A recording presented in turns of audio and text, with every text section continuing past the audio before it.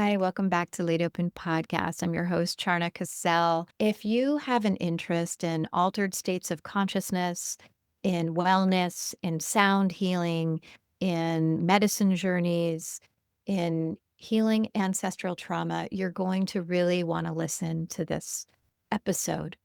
Our guest today, Tania de Jong, is a renowned singer, sound healer, and social entrepreneur. She combines science, spirituality, and advocacy.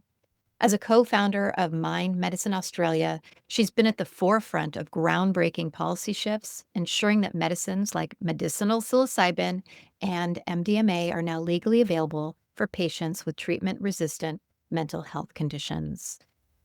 I have been on my own healing journey for decades and have deep respect for what it takes for this woman to not only do her own healing, but then bring it to the rest of the world. And she's a pretty profound entrepreneur and interesting human who deeply cares about helping people reconnect to their own voices, to themselves, and connecting globally. So, without further ado, welcome, Tanya. Learn how to live embodied. Your life is about to unwind. Uncover new tools and start healing. Leave trauma and tension behind. Isn't it great laid open? Let all your desires come true. How can you live laid open? Imagine yourself brand new. Imagine yourself brand new.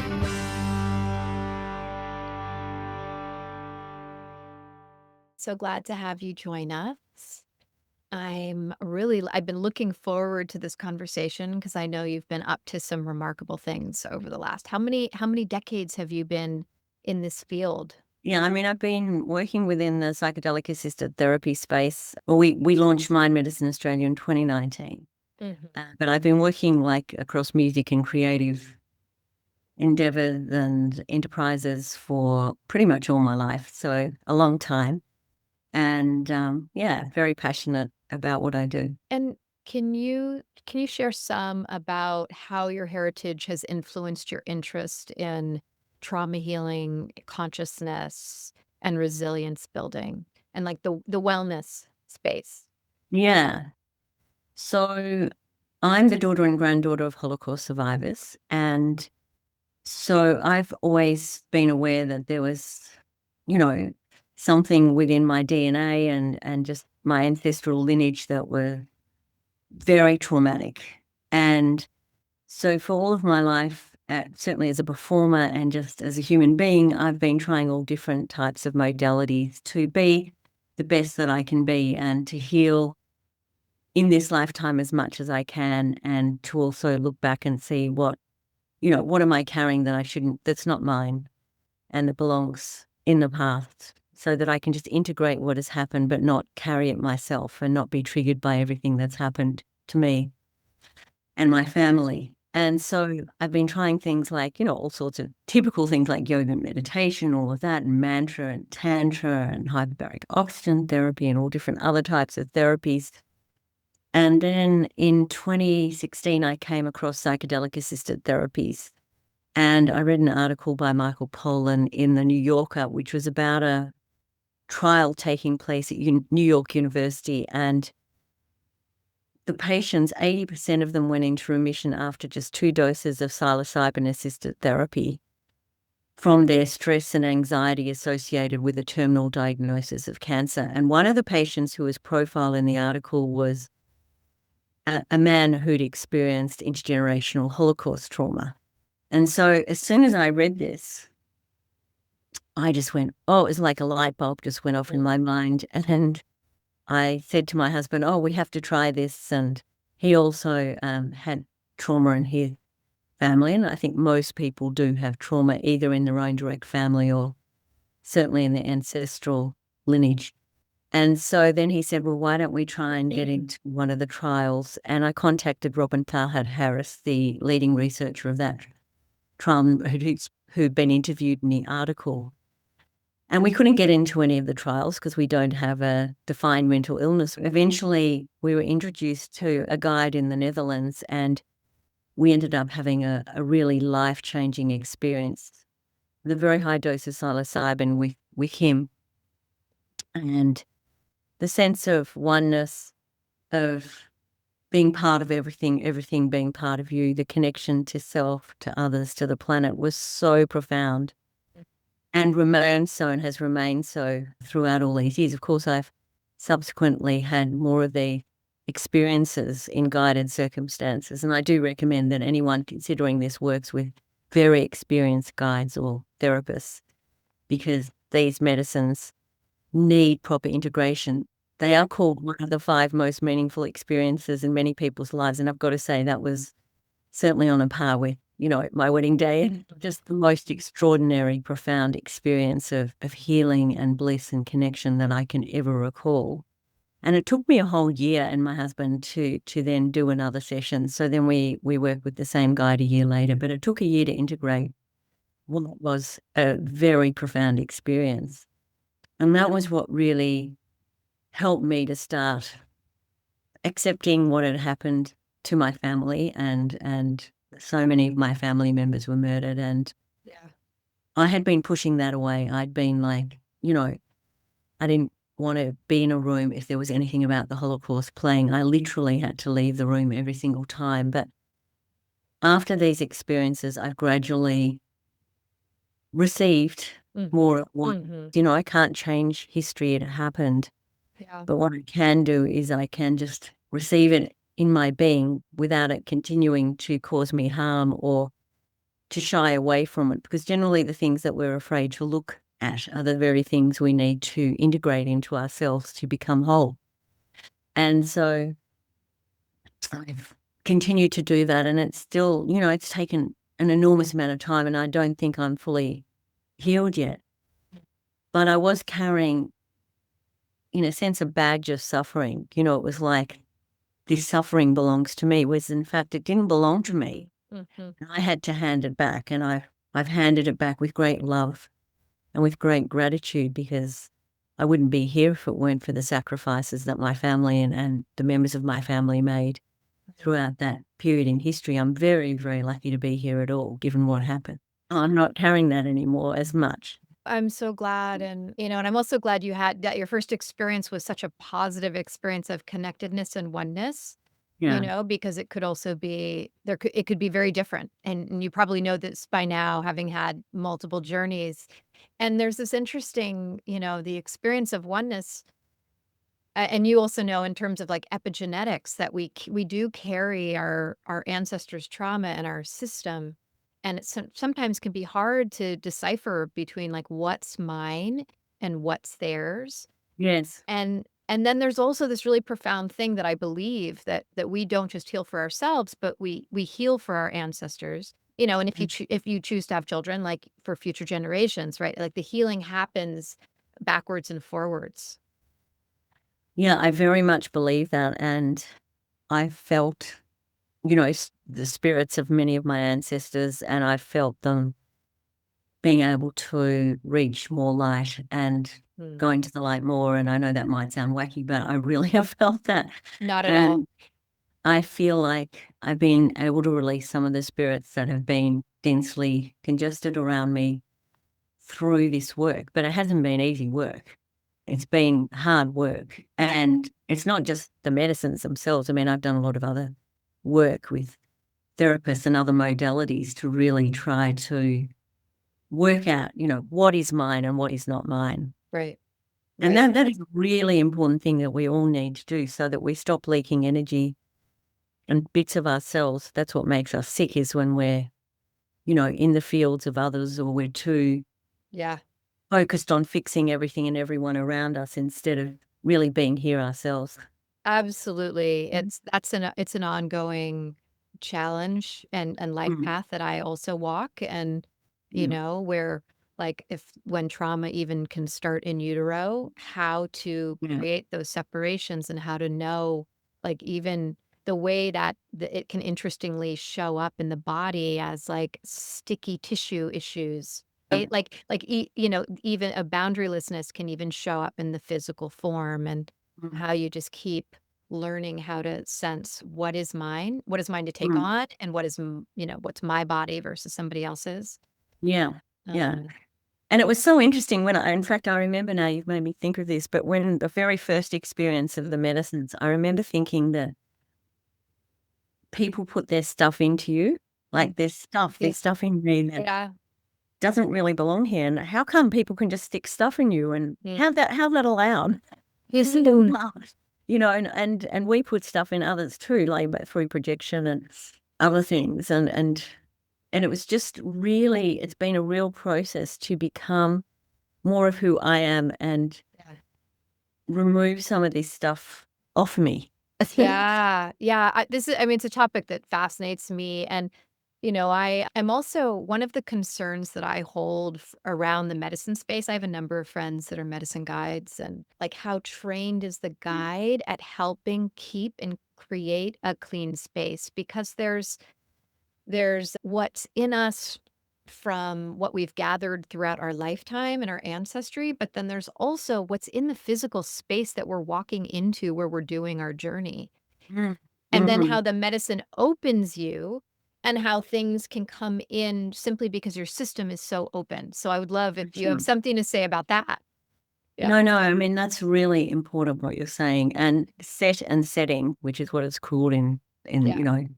psychedelic-assisted therapy, are absolutely fundamental. So firstly, in terms of mindset or set, having the right attendants, the right guides, the right healers working with you is absolutely critical, and being well prepared, setting clear intentions without being too prescriptive, I always think, because these medicines often give you what you need, not what you want. Mhm. And that's important. So I think sitting with the right people is extremely important to hold a safe container, and then being in the right setting. Often I like to be surrounded by nature so that I feel that the natural world is there and that there's not a lot of density around me of other people or other energies, and also knowing the space that you're going to be in, knowing that there isn't bad energies in there, that something bad hasn't happened there, that the energy space is very clear so that you can get a clear transmission of what's needed is very important. And this is why we spend so much time at Mind Medicine Australia training therapists like you with our wonderful certificate in psychedelic-assisted therapies. And we've so far graduated over 600 therapists, psychiatrists, psychotherapists, psychologists, doctors, social workers, therapists, and all sorts of different health practitioners, many of whom describe the course as the leading course of its kind in the world, not only because we have an extraordinary faculty, which includes people like Gabor Maté, Bessel van der Kolk, and David Nutt and Rick Doblin, and all those wonderful leaders in this field, but because there is a high experiential aspect to the training as well. Yeah. And people start to get a real sense of what is important around set and setting.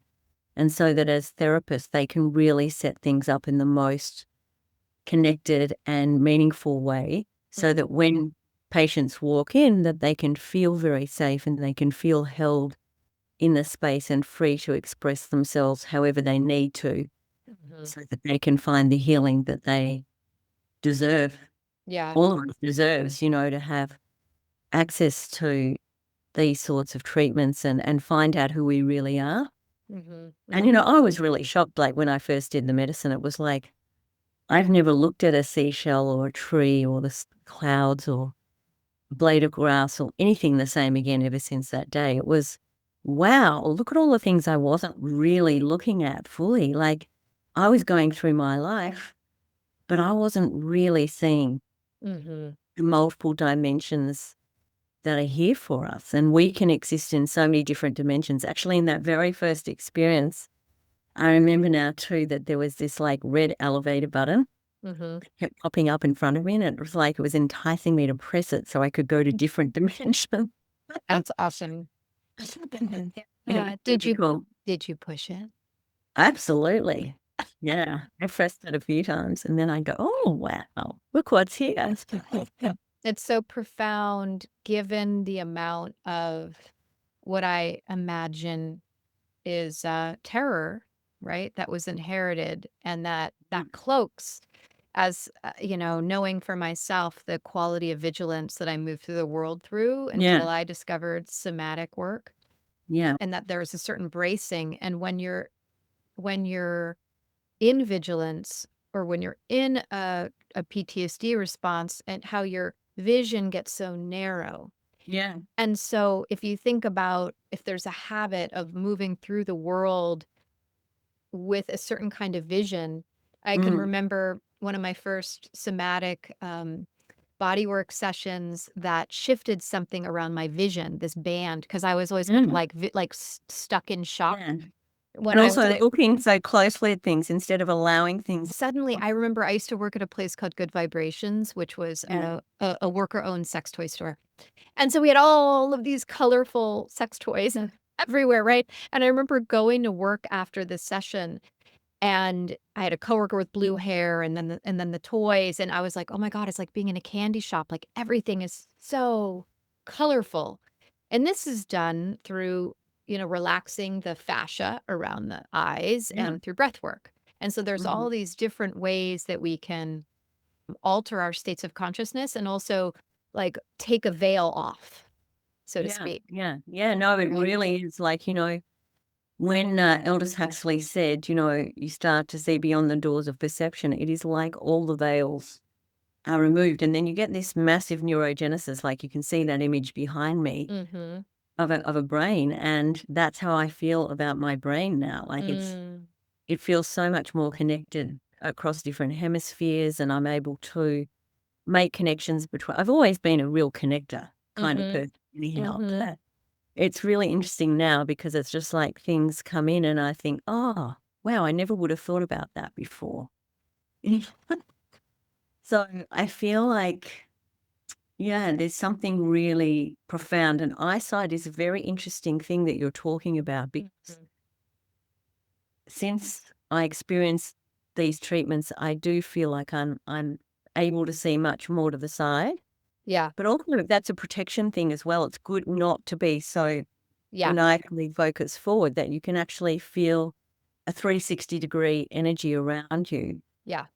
and you can better protect your energy field that way as well. And symbolically speaking, I mean, there's the literal, but then symbolically Yeah. speaking, being like, oh, I'm not just the only one who exists No. here. Like being able to suddenly open to compassion and Yeah. connection, because when you're not safe, it's like in certain ways, especially if humans have caused the suffering, it's safer to be alone, to be like a Yeah. singular person. And people Yeah. think like if I'm tense and I'm ready to fight or run, Yeah. I'm safest. But no, actually being relaxed in your system allows you to open to what you're talking about, which is 360. Yeah, and it's true. Like it is definitely true. Like you do. I mean, certainly since having the medicines, I don't even want to step on an ant. Talk about compassion. I don't want to harm a single insect or animal or anything at all. I've always loved animals anyway, but insects I wasn't so thrilled about. But now it's like there's I'm in France at the moment, and I saved 5 scorpions in the house since I've been here. They're not big scorpions, don't worry. Oh, scorpions. Yeah, but like these are things that I just wouldn't have been able to even contemplate doing before. I would have screamed out for my husband and told him to either kill them or Yeah. remove them or whatever. But now I'm the one who's actually removing these insects very kindly, putting them back out into nature where they belong. I'm curious, have other people in your family are your parents alive still? Has anyone else also taken psilocybin besides your husband? No, so my mum knows all about it. And my dad, before he passed, he was very supportive of what we were working on. But mum's very supportive. I mean, Yeah. she's never sort of arced up and said you shouldn't do this or, and gradually I think as time's gone on, she's become more confident and, instead of going, oh, be careful and all of this, now she's sort of like, oh, and I think she can see the change in us both.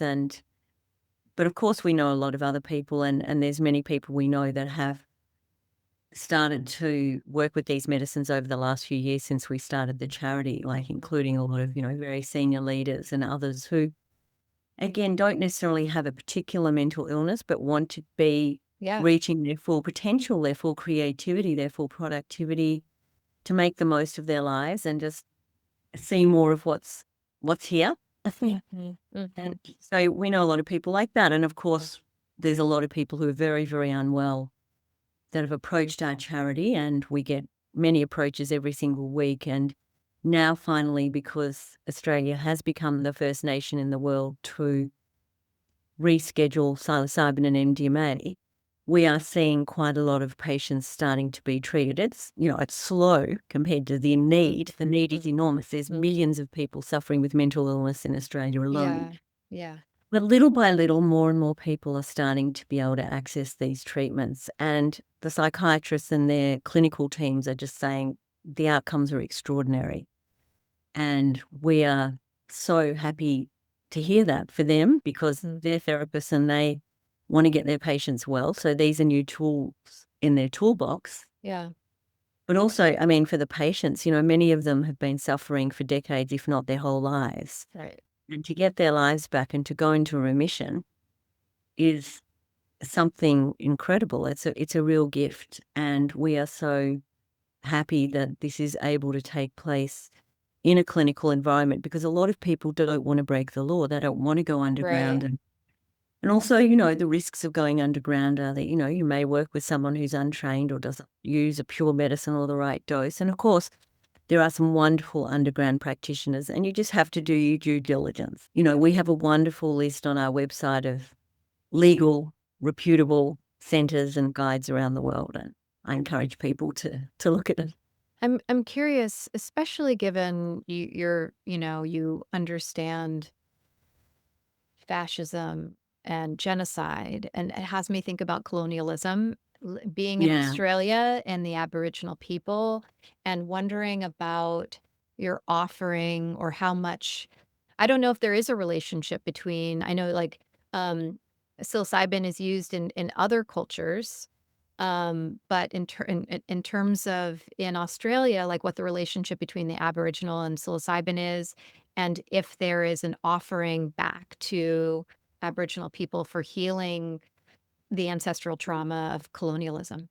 Yeah, well, we have been trying to connect with the Indigenous community in Australia since we started the charity. Okay. And they're very, I mean, it's a difficult community to engage with, because many of them are sort of more assimilated into modern day, or there's many people who desperately need these medicines in the Indigenous community. But a lot of the elders don't really want to share that much. And acacia is a psychoactive plant that Acacia. is, that has been used by the Indigenous people. And I think if you look at some of those beautiful songlines and the dot paintings of Indigenous Aboriginals, you can see that they were probably having some acacia or something like that. I have spoken to some, and that's still a piece of work that we're working on. It's just it's just difficult in a way. I wish that they'd come and have a chat with us. And we've put out a lot of olive branches to connect with them, and not olive branches because not like we've done anything wrong to them, because we're, psilocybin is not an Indigenous Australian medicine, that's for sure. Although psilocybin does grow in Australia, it's not something that the Aboriginals were known to use. Yeah. And acacia is not something that I've tried, and I guess I'd want to do that with an Indigenous elder or Indigenous healer if I was going to try it. Yeah. And I'm also, in terms of, are they all individual sessions, or at your center, do you do group healing? Because there's so much power in community healing. No, well, so it's very interesting, because we've just launched our Mind Medicine Australia clinic, which is a 7-room outpatient clinic in Abbotsford in Melbourne. Then there's a number of other clinics that have started in Australia as well, and most of them are doing one-on-one treatments. But one of the clinics that we're involved with is applying for some group therapy through the Therapeutic Goods Administration and the ethics committees. And we certainly are very big proponents of certainly group integration therapy.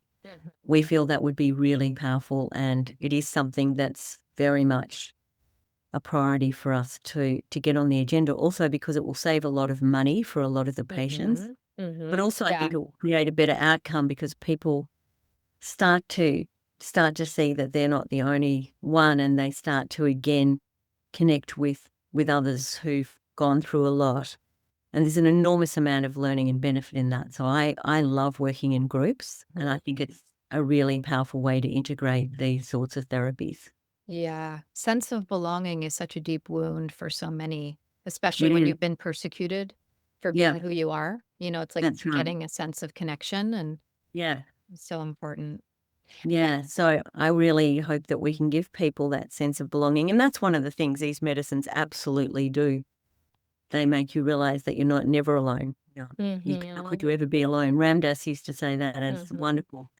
Yeah. Video of his sitting by the fire, which I'm sure you've seen, and Well, it's a true paradox, right? We're always Right. alone and we're never alone. Exactly. But Yeah. feeling connected is a thing, and it's the feeling of disconnection and separation is very much something that happens to people who are suffering with trauma and mental illnesses, depression and addictions and so on, that they feel like it's an us versus them, whereas we're all in this together, and giving people that sense of oneness, that unity consciousness Yeah. that these medicines do is just beautiful.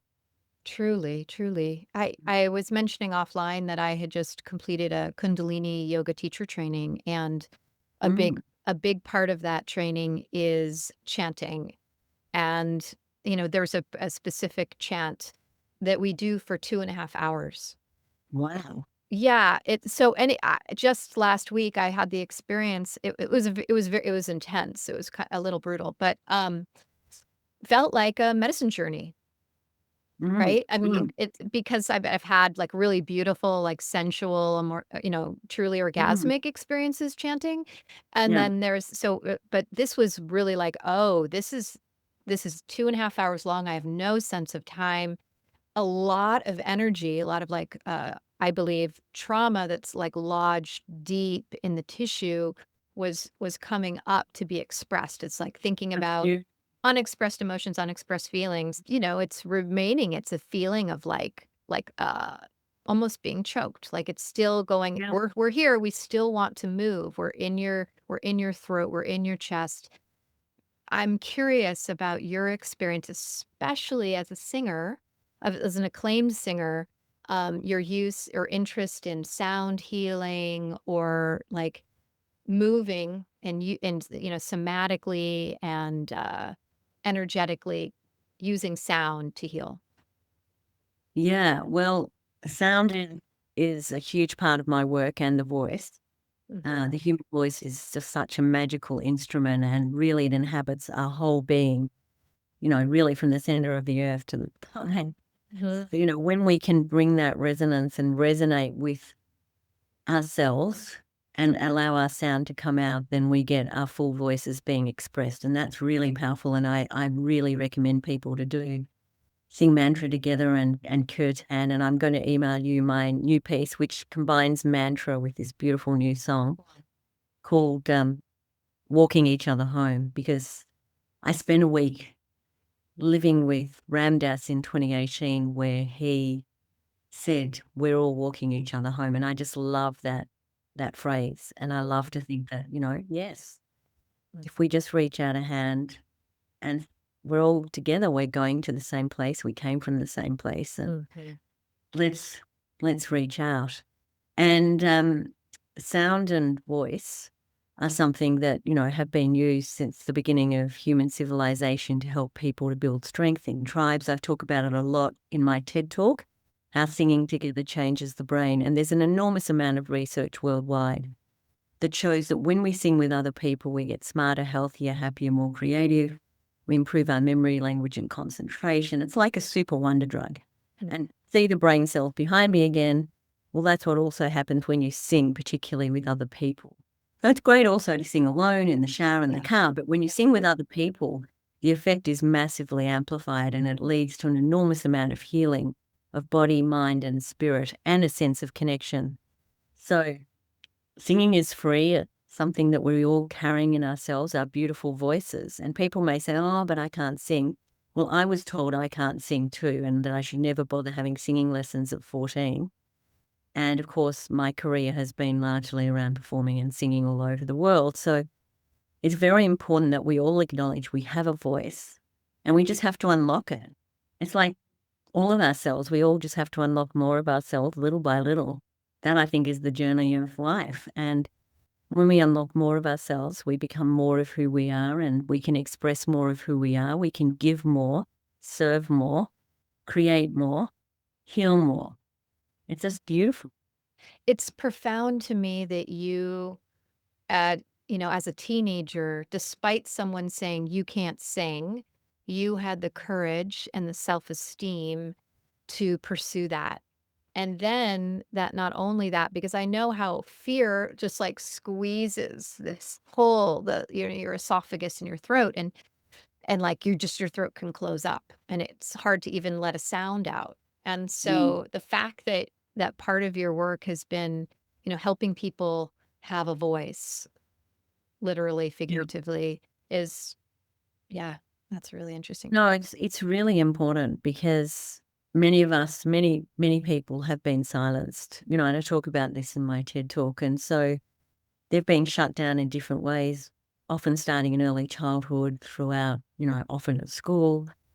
People get taught to think in boxes, so they're very afraid to speak out or speak up about what's really going on. And I feel like we're at a point now where we all need to speak from our heart, from a point of truth for us, and start to call things as they are and create the world that we want to live in and that we want our children and grandchildren to live in. It's not to remain silent when things are not going well is the worst thing, that, in my opinion, that we can do. But a lot of people have been silenced, and singing is a way to really start to express yourself and to allow it to happen. But the reason why I had the courage, well, firstly, I didn't for a couple of years. I did backstage in the school musical and stuff, and then I auditioned for the chorus of the musical Oklahoma, and to my amazement, I got the lead roles.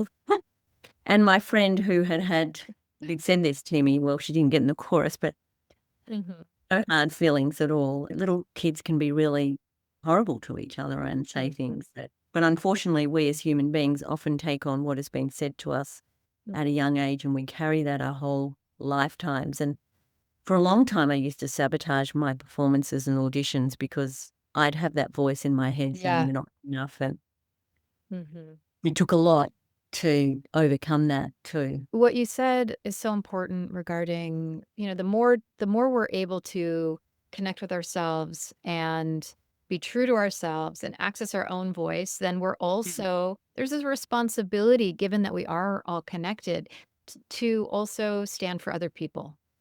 And Yes.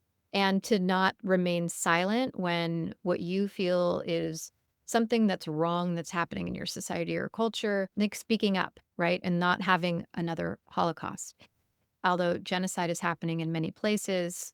I'm curious, like what would you say to the people in these different countries, and of course I'm in the US, who care about liberation, equality, and safety for all? Given you've been involved in, systemic change and cultural change, like what advice would you have for us? I would say that it's really important to not take a binary view to anything. Like there is, nothing is all good, nothing is all bad. No race is all good, no race is all bad. No color of skin is all good or bad. That we need to actually seek to understand one another and go into the field. As Rumi said, there is a field. I shall meet you there. And go into this space of understanding where there's light that can come in and start to actually build understanding of each other, so that we remember that we are one. We've forgotten that we are one. And as long as we are in this sort of split sort of polarity, there is this incredible division in the world, which leads to an enormous amount of suffering. And this right, wrong, yes, no, all of this sort of stuff. It doesn't help us at all as human beings to feel a sense of belonging or unity, or to feel love and kindness. And we need to go back to that loving kindness, that compassion that is within each of us, that deep wisdom that reminds us who we are, and that the person that we're looking at, like I'm looking at you now, and your eyes are shining back into mine, and hopefully mine are shining back into yours, and we remember that we are the one, and we could switch places with that person at any time. And that was one of the great things that I learned through a lot of my work with one voice choirs, really, is that it's the luck of the draw, where you're born, what happens to you. Yeah. Yeah. And we all just have to remember that you can't box people up and say, well, that person is that or that person is this or the other. It's generally not true. There's generally a lot of nuance, and most people want to actually expand and feel connected. Well, and then we have these leaders, right? We have fascist leaders who are more interested in power. And you have to imagine there has to have been deep wounding and disconnection to get into that, that Yeah. headspace of desiring power over connection and authoritarian rule. And I Yeah. also, I know that you're also involved in Bhutan, the Gross National Happiness Center, which is super fascinating and interesting to me that this king, and I use the word king intentionally, in the United States, there's somebody who wants to be a king and all ruling, but you can also rule and care about the happiness of the people rather than the gross national product. It's the Gross National Happiness Center. And if you could say a little about what you're doing with them, I'm super fascinated. I mean, Bhutan's a very interesting nation, and this Gross National Happiness Centre has done some wonderful work to measure gross national happiness and some of the qualities that lead to that. And I led a mission there last year, and I went on a mission the year before there as well, on a leadership mission. And it's fascinating learning about Bhutan, but there's also a lot of trauma and mental illness in Bhutan as well, despite all of this. And a lot of the young people are leaving for Australia and other nations because they can't earn a good enough living there. So there are challenges in Bhutan as well. And I think, what would happen if psychedelic-assisted therapies could come into that environment and help heal some of the suffering, because there is a lot of trauma in the backgrounds of a lot of people in Bhutan as well. Yeah, no doubt. Wonderful place. I recommend people go and visit and go there with a real intention, not just as a holiday maker, but to really learn about the place. And so on that note, I was curious about the work that you're doing in Australia. Have you thought about bringing it and doing it in, like, using the model that is working there in other countries? Oh, absolutely. I mean, we're approached all the time by other countries. I mean, we're not going to go there and do it for them because we don't have the resources. We're just a relatively small charity that's just ticking some big goals with us, an incredible team of people that we work with, and volunteers and others. But certainly we're being approached by a lot of people from other nations and leaders and governments and others who are wanting advice on how to move things along in their nations. And it's inspiring people. Like, it's great to see Australia leading and inspiring other nations to make sure that these therapies become accessible and affordable to as many people as possible who really need them and who qualify for them. And it's important to say that not every single person is going to get benefits from these medicines. Yeah. And some people with some conditions are excluded from having them. So I want to say that every single person can have these medicines, but they are a great option for a lot of people who are suffering. And I just pray that, little by little, more and more people can get access in the right setting. What would you add anything else regarding what you see the limitations?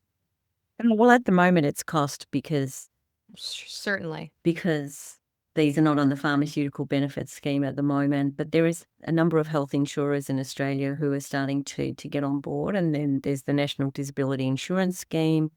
There's the Department of Veterans Affairs who are starting to support some of these treatments. So that's a great start. And we also have a patient support fund. And if people out there are listening and would like to donate, we really welcome your donations. And we can pay up to 50% of the cost of people who are genuinely in financial need, which could be a veteran or a first responder or someone who's... And we've already paid out a lot of money to support patients who otherwise couldn't afford these treatments through generous philanthropy. Good. So, yeah, I really encourage people to donate, support us, get us, go online, look at mindmedicineaustralia.org. We're a registered charity, and support us, get involved, join our mailing list. Mm-hmm. And I'm curious for you personally, if you have a spiritual practice or daily practice that helps keep you grounded, connected, feeling vital. I do. I probably Mhm. spend, quite a bit of time, probably at least a couple of hours a day.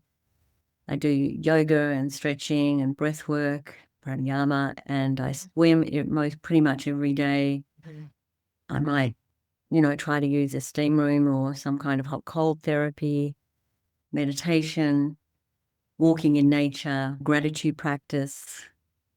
There's a lot of things I do, and I also have a wonderful circle of healers around me to help me to stay as much as I can in peak form, because I'm very busy and I'm juggling a lot of different balls. And are there any particular practices? And again, I'm thinking about your connection to voice and supporting other people in accessing their voice. Maybe there's an exercise, like a 5-minute exercise that you could guide us through around that, or it could relate to anything, but really the themes that have come up throughout this conversation around voice and connection. Yeah. I mean, well, firstly, there's a wonderful video of Ramdas, which I was going to send you, which I really recommend including with the program, and the video that I'm going to send you, the Walking Each Other Home. But, I probably find alternate nostril breathing one of my great exercises, and that's where you breathe out through your left nostril, sitting up beautifully in your chair, and then breathing in through your left nostril, closing your right nostril. Usually on the count of 4, holding for 4, and then I breathe out with 8.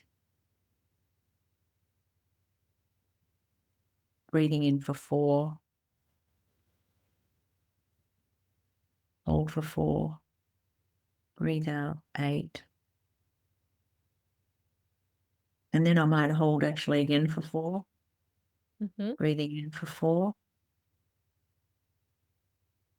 Hold for 4. Exhale.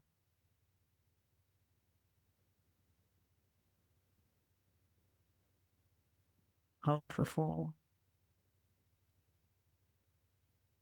Breathing in for 4. Hold for 4. Out for 8. And you're using your fingers to alternate between Yeah. nostrils. That's right.